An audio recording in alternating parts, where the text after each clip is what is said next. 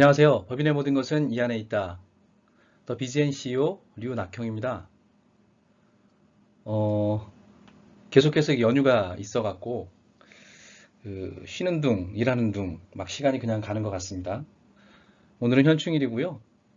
날씨도 덥고 또 해야 될 일도 많고 그래서 사무실에 나갔다가 또 정리를 해서 오늘 한번 올려봅니다. 오늘 주제는 가업승계와 관련된 건데요. 사실은 가업승계와 관련된 것들이 범위가 넓습니다. 그리고 가업승계라는 거는 어떻게 보면 상속증여의 또 하나의 일환이고요.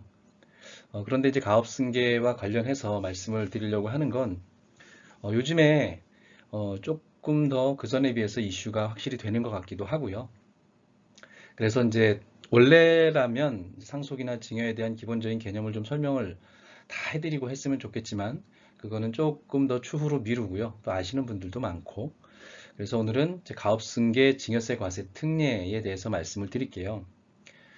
가업승계라는 개념 자체가 이렇게 막 얘기할 때 또 강의하시는 분들 얘기를 들어보면 헷갈릴 때도 좀 많거든요. 그래서 이제 가업승계라는 건 크게 보면 말 그대로 가업을 그 아랫대, 그 자녀대에게 이제 자녀 그 대예로 이렇게 승계를 하는 것을 이제 가업승계라고 보통 말을 하는데 가업승계를 하는데 돌아가셨을 때 하게 된다라고 하면 이제 가업상속을 하게 되는 거죠. 그래서 가업상속이라는 것은 상속을 보통 할 때 여러 가지 이제 공제를 하게 되죠. 그 중에 가업상속 공제라는 것을 통해서 큰 어쨌든 공제를 함으로써 가업에 대해서 이제 세금을 거의 납입하지 않게 되는 거죠. 가업 부분에 대해서는 거의. 자, 그 이전에 이제 가업승계의 일환으로 이루어지는 것들 중에 이제 가업상속공제는 돌아가셨을 때고요. 그 이전에 내가 내 아들과 또는 딸과 가업을 계속해서 하고 싶다라고 하면 살아서 이제 주는 거잖아요. 지분을 주고 내가 살아있을 때 같이 일을 하게 되는 건데 보통 이런 경우에는 이제 가업승계 증여세 과세 특례라는 제도를 활용을 해서 그 자녀가 우리 회사에 들어오고 또 지분을 일부 이전을 해주고 이 지분을 줄 때 증여를 하게 되는 거일 텐데요. 가업승계를 목적으로 한다라고 하면 이 증여에 대해서 지분에 대해서는 이제 10억까지는 과세하지 않는 이런 것들을 이제 증여세 과세 특례라고 합니다. 근데 무턱대고 가업승계 증여세 과세 특례가 10억까지 비과세라고 해서 다 유리한 거냐, 또 다 불리한 거냐, 그거는 여러 가지 상황이나 회사에 따라서 달라질 수 있거든요. 회사의 상황에 따라서. 그래서 그런 부분들을 오늘 한번 알아보고요. 그리고 다음번에는 가업승계나 가업상속에 대해서 바뀐 제도들을 조금 더 꼼꼼히 한번 알아보도록 하겠습니다. 개요라고 이제 해놨는데요. 두 가지 제도, 조금 전에 말씀드린 가업승계를 지원하는 두 가지 제도다. 이렇게 이제 말씀을 드리게 되는데요. 예, 그게 증여세 과세 특례, 지금 말씀드린 생전에, 그 다음에 사후에 이루어지는 가업상속 공제, 두 가지 형태로 간다라고 보시면 돼요. 당연히 뭐 그 증여세는 원래 증여세율을 적용받는 거고 상속세는 상속세율을 적용받아서 상속세를 매기게 되지만 이제 어찌됐든 가업을 승계하는 그런 것들에 대해서 제도적으로 조금 더 유리하게 할 수 있도록 이제 하게 되는 거죠. 그래서 그 가업 승계에 대한 증여세 과세 특례라는 것은 정확한 개념은 부모가 40% 이상 지분율을 10년 이상 계속 보유한, 계속 보유한. 여기 이제 헷갈리지 마셔야 될 게 아버지가 예를 들면 제가 제 자녀에게 할 때, 승계를 할 때 제가 무조건 40% 이상을 가지고 있어야 된다라는 이야기는 아닙니다. 특수관계인 지분을 포함하는 거니까 저희 와이프가 10%, 제가 30%, 뭐 또는 제가 20%, 와이프가 20%, 또 다른 제 자녀가 뭐 10%. 어찌됐든 특수관계인 지분을 포함하는 거기 때문에요. 40% 이상 지분율을 10년 이상 계속 보유한 중견기업, 주로 이제 중소기업이 되겠죠. 우리가 상대하는 분들은 10년 이상 그리고 계속 경영한 경우로서 증여자, 지분을 주시는 분은 60세 이상의 부모죠. 수중자의 부모, 받는 사람의 부모라는 뜻입니다. 그러니까 제 자녀가 받는다라고 하면 제가 이제 증여자가 되는 거겠죠. 제가 60세 이상이 돼야만 이게 기본 전제입니다. 일반적인 경우에는 뭐 특수한 경우는 아닌 경우도 있는데요. 요 증여세 과세 특례는 60세 이상이어야 된다. 주시는 분이 뭐 당연히 받으시는 분은 18살이 넘었을 거라고 생각합니다. 가업승계의 경우에는 그죠?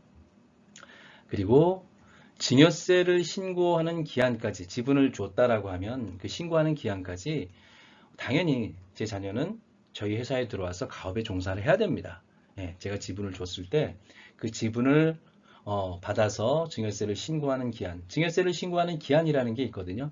증여를 받으면 그 달, 받은 달의 말일이죠. 예를 들어서 지금 6월이니까요.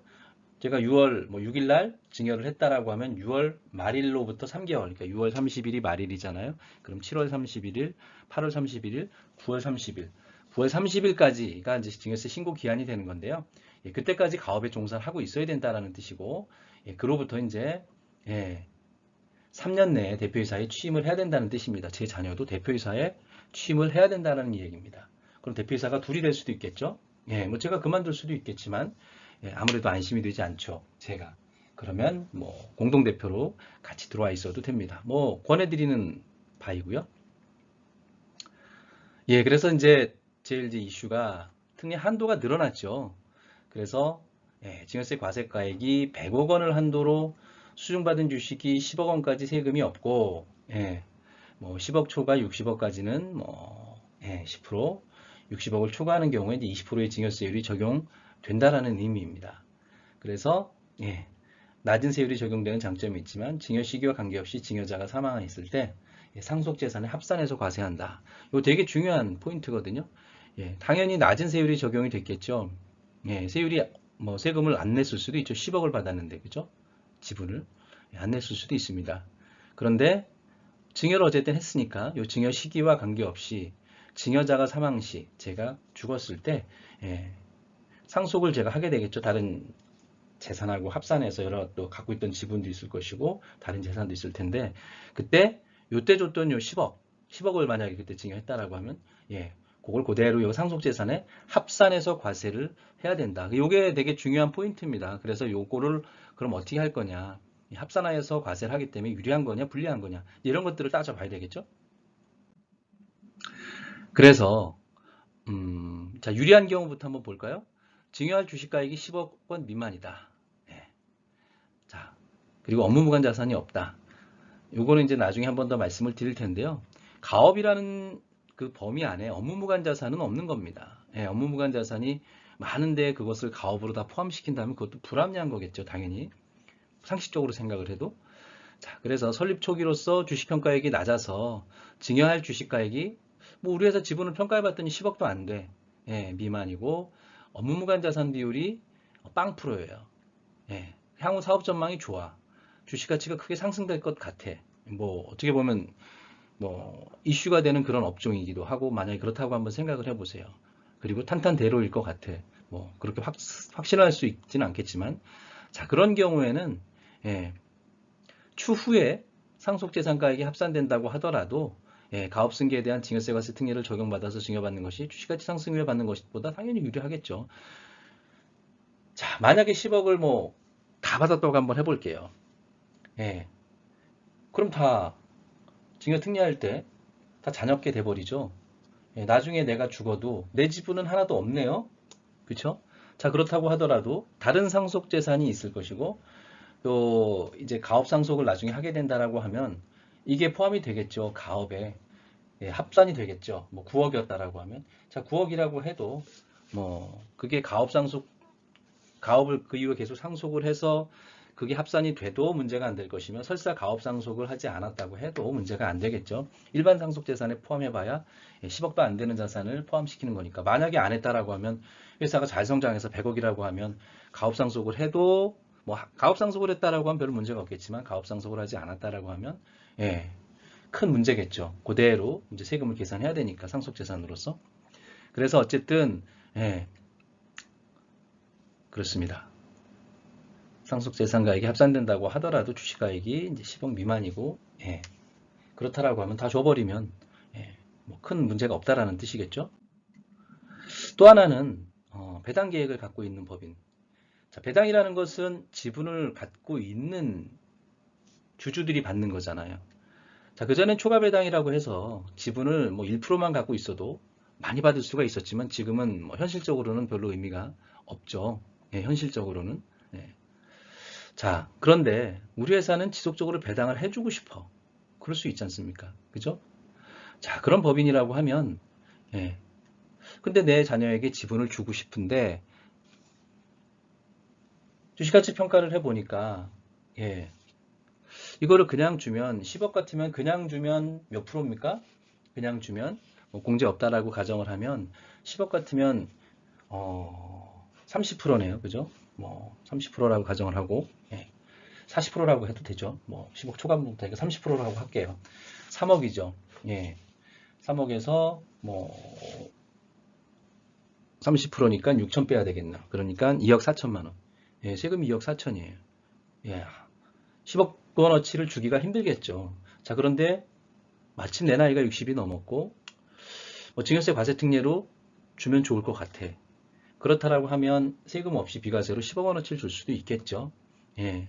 자, 그리고 나서 그 친구에게 뭐 제가 예를 들어서 70% 또는 60%를 갖고 있고 그 친구가 뭐 40%를 갖고 있다 또는 30%를 갖고 있어도 똑같이 뭐 배당을 하면 2억을 하면 6천, 뭐 1억 4천 이런 식으로 되겠죠. 어쨌든 적당하게 계속 배당이 나눠질 수가 있겠죠. 그 친구가 뭔가를 할 수 있는 여지를 또 여력을 만들어 주는 거죠. 그리고 어떻게 보면 그 근거가 있는 자금을 마련해 주는 거고요. 그래서 당연히 배당 계획을 갖고 있다, 지속적으로 계속 할 수 있다라고 하면 예, 내가 받아서 증여해 주는 것보다는 그죠? 내가 100% 지분을 갖고 있다가 내가 다 받아서 내가 주는 것보다는 예, 이렇게 과세 특례가 있다라고 하면 가능하다라고 하면 예, 10억 원어치만큼은 비과세를 주고 그 다음부터 배당을 그 자녀에게 계속 하나의 이제 빨대가 되는 거죠. 통로가 되는 거죠. 예, 그 친구가 예, 배당소득세를 내고 가져갈 수 있도록 만들어 주는 거죠. 예.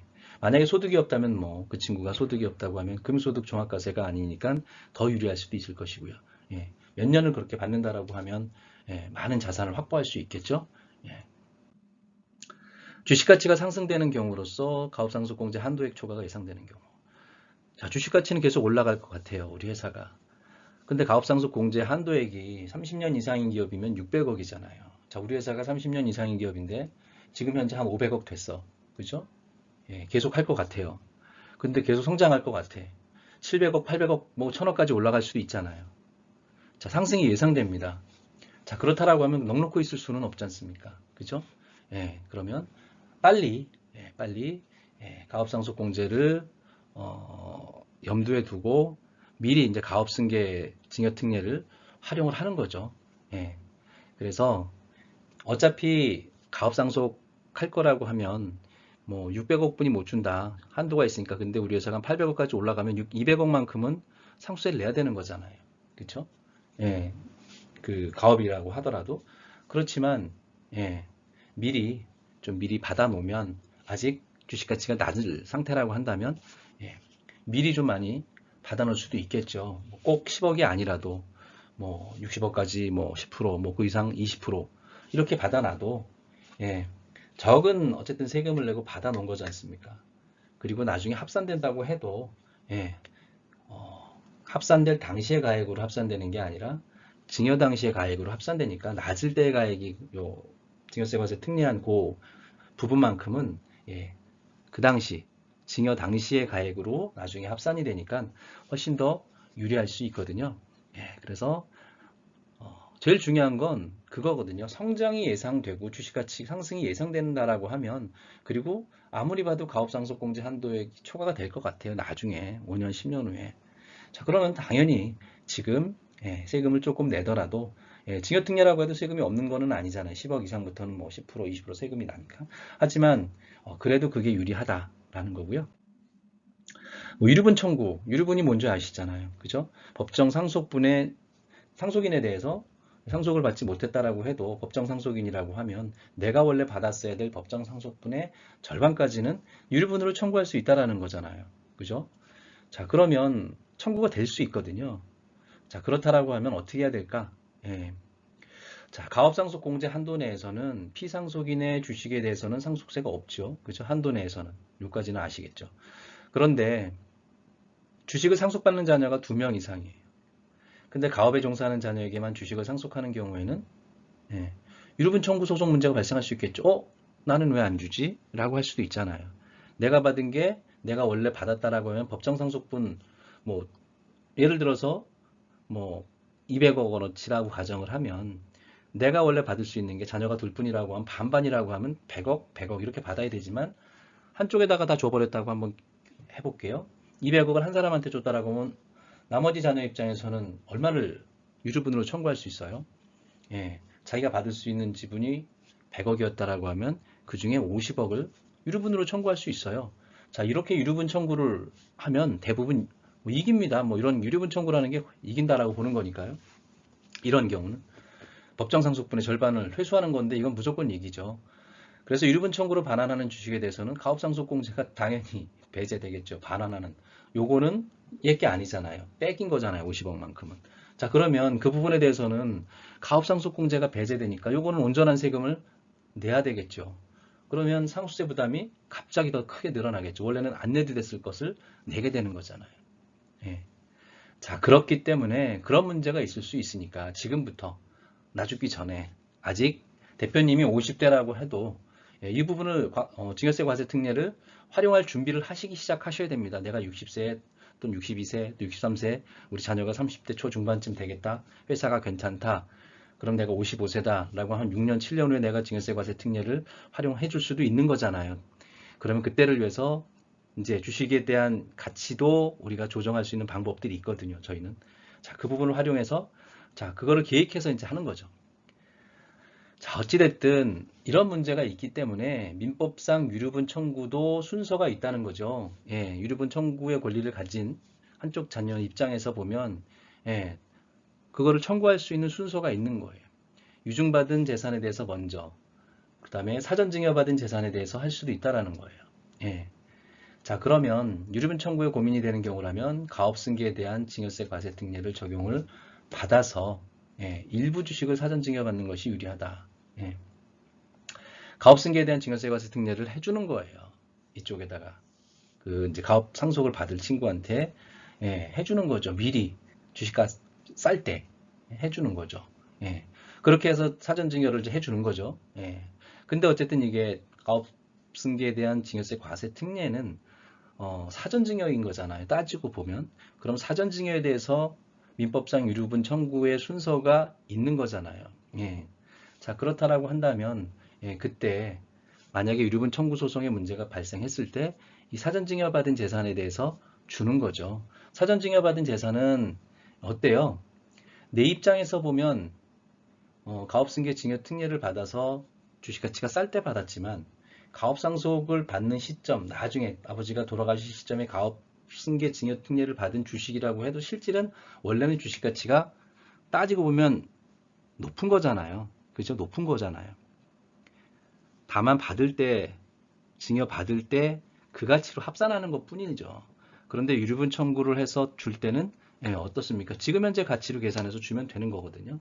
자, 이렇기 때문에 당연히 주는 게 미리미리 가업승계에 대한 증여세 과세 특례를 하는 게 좋다라는 의미죠.